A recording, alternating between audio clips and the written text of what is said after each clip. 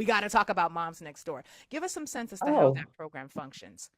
yeah, absolutely. I mean, as people know, Moms Rising is a national organization. We have more than 1 million folks around the country, and a lot of times we mobilize them to tell their stories, to protect Medicaid, to protect SNAP, to do all the things by bringing basically the voices of real people to the issues. It's just not just numbers. It's like, this is what this person experienced during childbirth. But a lot of times people locally aren't connected to each other. We have currently 4 state moms forces, but we've launched a national campaign where people can sign up and they can connect with Moms Rising members that are in their city, in their neighborhood, so that they can meet up, so that they can create storybooks just for their hyper local issues, and then push that to power on the state and on the local level. So it's really cool because it's a lot of social events. People get a tailored newsletter for them.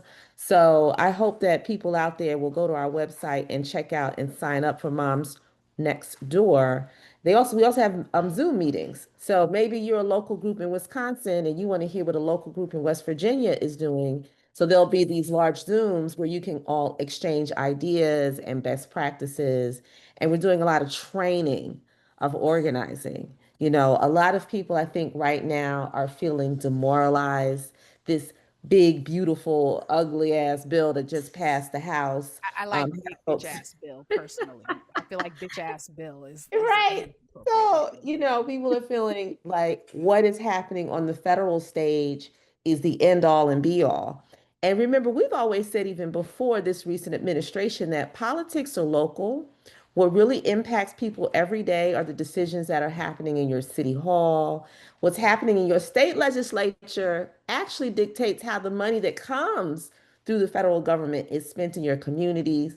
So, this Moms Next Door is to really double down on, just like you said, hyper local organizing, right? How can we build resistance everywhere, at every front, every place where they're trying to advance authoritarianism, especially on the local level? We're building community to stop it. What does local organizing look like? Let's imagine well, we don't have to. I'm a mom, so I'm a mom. But let's imagine my kids were smaller, right? Maybe my kids are younger. Maybe I've got one in elementary, one in pre-K. I'm already thinking, I'm all right. I know that things are going kind of nuts right now. I want to feel like I'm doing something, but I just stopped breastfeeding. I'm still trying to get this child weaned. Yes, people be weaning in pre-K. I don't want to hear. I hear the snickering out in the audience, but some of us we breastfeed our child for years. It's all right. Calm down. The whole world does it. You're fine.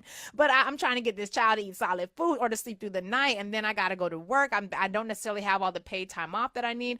What would someone like me in that situation? How could I approach a Moms Next Door sort of scenario? Because I recognize that everything Moms Rising is working on is going to directly impact me and my children and my loved ones.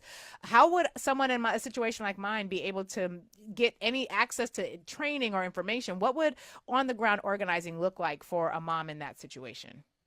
What's great is that it's hybrid. So even though it's local, a lot of stuff is done online, right? So even though you Mm. may be locally with a whole bunch of moms and parents, by the way, because we bring in people who have all gender expressions into Moms Oh, love Rising, this. we'll say that, hey, we're going to do a training, but it's going to be on Zoom. You're all in the same city, but we're going to do it after you're able to tuck those kids in. You've gotten them to bed. Maybe you haven't. Maybe they're climbing the walls behind you, but that's okay because you can put it on Just and you blur your can. background. You're fine. It's the background. You can do it, and you will find out how do you use the voter file. How do you reach out to people to turn them out to a parent association meeting? Here's how you download these toolkits. And so we create a very hybrid model where we have meetups where you can bring the kids and there's activities, but then there's also trainings and things online that folks get.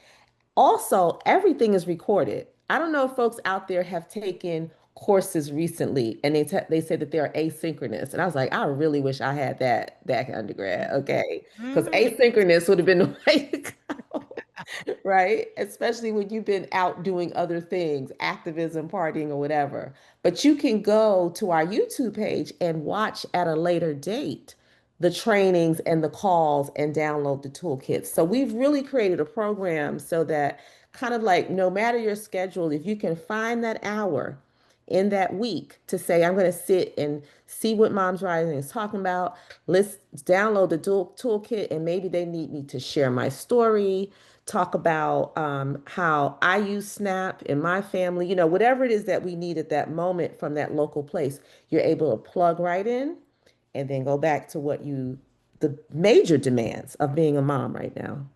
Yeah, I'm so glad you mentioned the fact that Moms Rising is not limited to people who were assigned a female designation at birth. I happened to see a recent clip of a Breakfast Club interview. I don't usually watch the show, but there were some clips circulating. And Lene Vinay, I hope I'm saying her name correctly. She does the Yeah. parking lot pimping video. Love that sister. She's so dope, and now she's been elevated. She's got a show coming out. Actually, Jonah and Amina, could you? I wanted to get her on the show, so if we could, I want to talk about her show coming up. But she was on the Breakfast Club recently, and she was talking about her characteristics in a spouse that she would prefer. And then one of the commentators, one of the hosts of the show, another woman by the name of Jess Hilarious, inserts a comment about trans women and who can have babies. It was completely disconnected from the point Lene was making. And Lene very classily looks at her, explains her point about gender being one thing and social constructs of womanhood, and then talks about if you have a uterus, you can have a baby, whether you identify. I mean, it was very so smoothly done. I could see, I was like, oh, girl, that's why you was in that parking lot. You were so good. And then she just casually turns back to the host who's actually Back to my talking a bit point. of sense. Back to my point.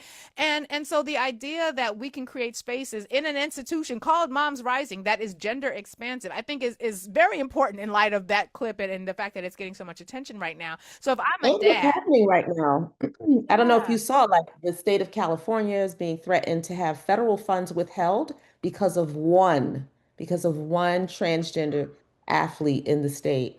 And so we have to understand that this ignorance is being weaponized. So I'm glad you paused on that point because sometimes yeah, we can miss it, like randomly, okay, this federal funding has nothing to do with that, but you're inserting this ignorance and the biases and bigotry that people have to throw the conversation off, right? To create right. this chaos so that you can do things that harm everyone.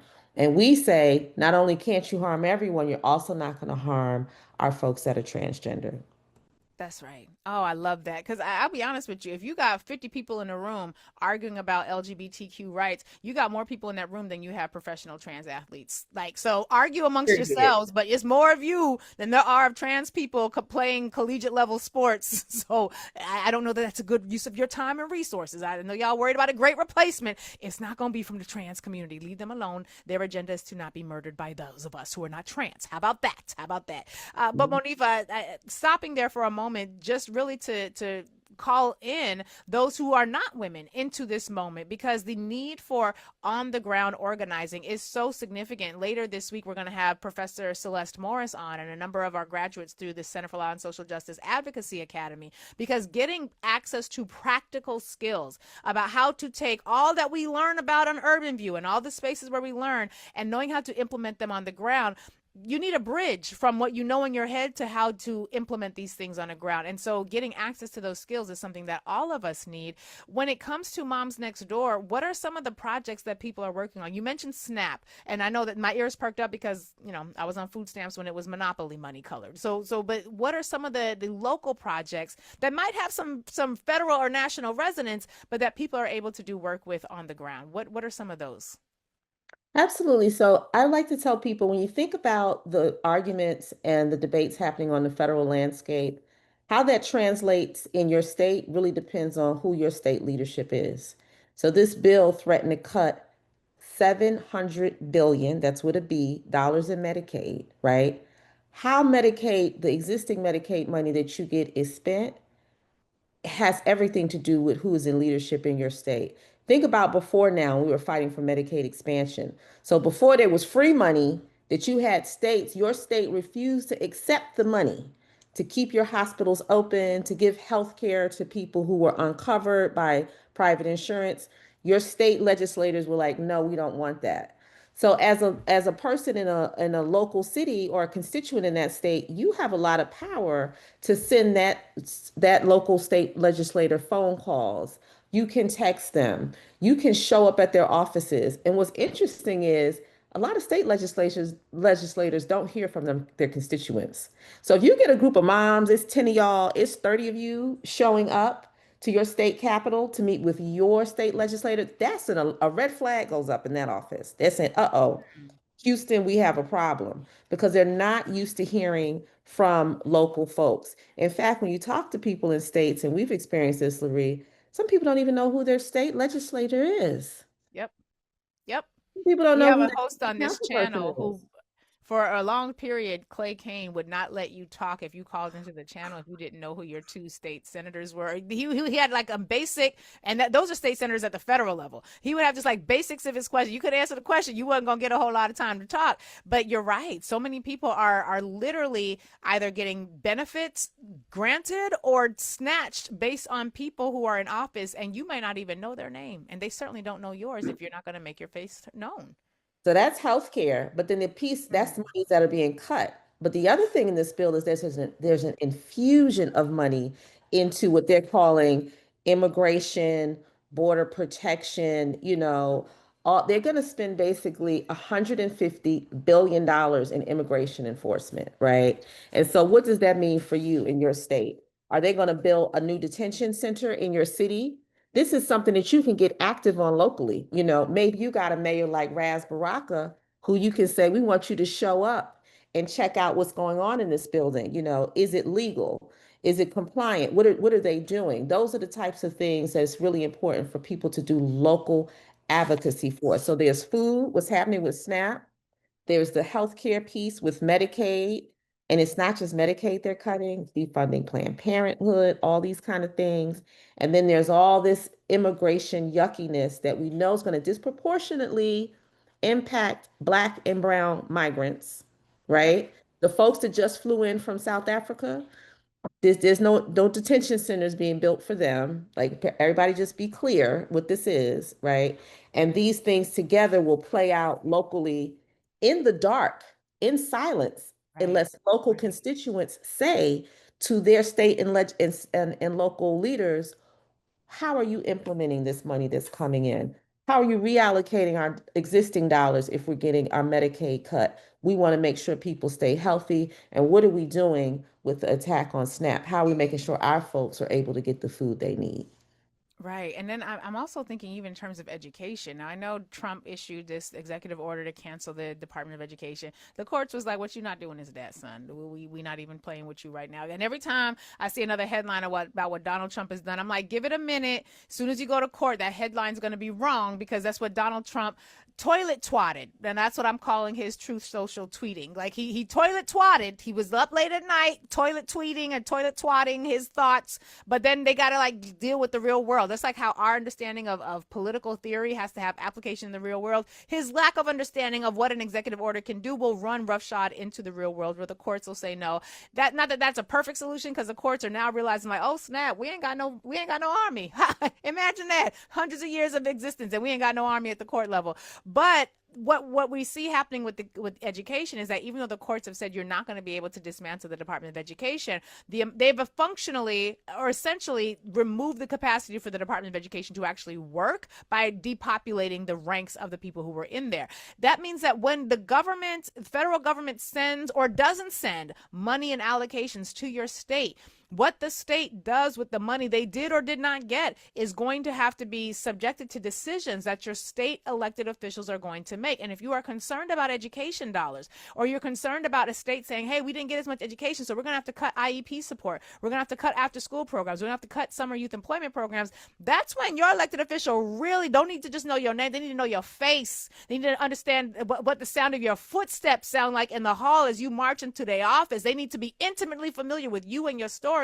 And that to me feels like a really ripe area for activism, particularly because we're about to go into the summer. Them tariffs is already making their way to the shelves. It's going to be a whole lot of parents who dealing with some real challenging realities come this fall, Monifa. Am I off on that? Because, I You're don't not want to off. be You off. are right. You are, as we say in New Mm, York, dead ass, because not only are you you a say key voice in how the influx of the money or the cuts of the money happen, get this, y'all. Your state also sends money to the federal government. that. Oh, Your state sends your money. If you are in a state where you pay taxes because you're like, I actually want people in my city and throughout the state to have things like decent roads, good schools, decent health care, you pay more taxes. And in those states, and in a lot of blue states, you actually subsidize red states that That's don't good. have these things they're not collecting the taxes. So you guys got to remember, not only do you have a lot of say so in terms of the money that's coming in and how it's allocated, you also have power in making your elected leaders make demands on the money that the states are paying to the federal government. We Mm. saw some of that with the governor of Maine. She was like, mess with me and we won't cut that check that goes from Maine to the federal government. That's what leadership looks like on the state and local level. And that's what we can demand as constituents. So you hit the nail on the head. And people, that kind of flies under the radar because the news cycle focuses on the federal elected leaders and on the federal elected leadership more than your state and your local ones. Mm. Monifa, this is why we got to have Moms Rising in this space because we need to be reminded of our power and how to activate it. For people who are like, child, sign me up, how do they get to Moms Rising? Where do they go to find out about Moms Next Door? Give us that tea before the man cuts us off to pay these bills. Absolutely. Like I always say, Lurie, guys, join Moms Rising, but also join something. You can be active right where you are. Are you a teacher? Are you a nurse? Are you a waitress? Do you work at a store? All of these places are what we call fronts for the resistance, right? Mm. Organizing together, having meetings, sharing stories, plugging into local activities is really important. And if you are interested in Moms Rising, go to momsrising.org. You can also follow us on all of our platforms, and you'll be able to click on the Moms Next Door program. There's a monthly call to get you situated, to get you the tools, and to plug you into who is close to you. So it's very, very easy. But for anyone out there saying, well, I actually sew, I knit, all of these places are places where you can get active. So that's my call to folks is just organize, organize, organize.